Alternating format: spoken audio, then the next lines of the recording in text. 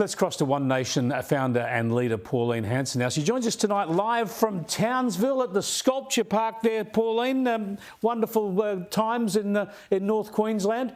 Tell us about your campaign against the government's misinformation bill, disinformation bill. This is a crucial one for the country. Do you believe that you'll get strong opposition to it from the coalition as well, and you will be able to block it? Look, Chris, I'm going to try very hard to actually block it because it is so wrong, meaning that the government, local, state and federal governments can actually put out what they want to and they will control the narrative, meaning the general public can't put out what they want to say because it's the thought police. Everyone's going to shut them down, or you're going to have your Facebook page, or you're going to be questioned. I think it's wrong. They haven't got the guts to do it themselves, so they're giving it to the Facebook or these Twitter and these other account holders to actually do the job for the government. I think that this country is based on freedom of speech, democracy. You should have a right to say.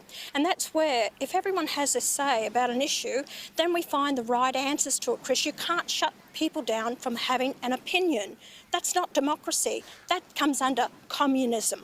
Well, you're so right. We've already seen how this sort of censorship plays out during the pandemic, secret censorship about factual information about the vaccines and against the lockdowns and against mask mandates.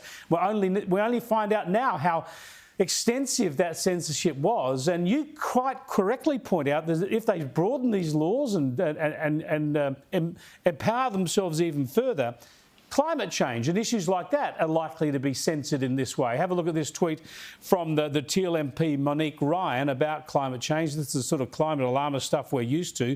We're having the hottest July in 120,000 years, and we're amid sea ice event that should happen once every 7 million years. Instead of approving new coal mines, we need real climate action that recognises we're in climate emergency. Now, you point out on all sorts of levels that is misinformation, but it's the response like this. We got a response to that tweet where someone says, lots of love, 120,000 years ago. Got stats, have you, Monique? I didn't think the bomb records went back that far, but I'm sure your memory is good. We know what would get censored, Pauline. It's the response to that, rather than the ridiculous claim that Australia's decisions on coal mining could affect the global climate. You're exactly right, Chris, and the whole fact is she made a stupid statement. She doesn't know what she's talking about. The records that we're taking are only back to 1910. I've got books, a record book of climate in our country. It goes back to the 19th century, so the 1800s, and people know the temperatures were a lot hotter then as what we've even felt to this day.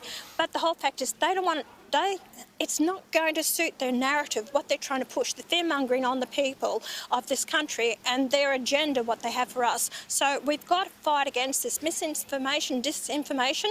I hope that the coalition get their act together as one united party and vote against this on the floor of Parliament. We have to have common sense and we have to have the people stand up themselves and say, we're not going to have a bar of this. It just has to be blocked, and they've got to fess up and be honest and apologise about the way they censored us during the pandemic as well, and they've got to do that through the Royal Commission that I know you support and are pushing for.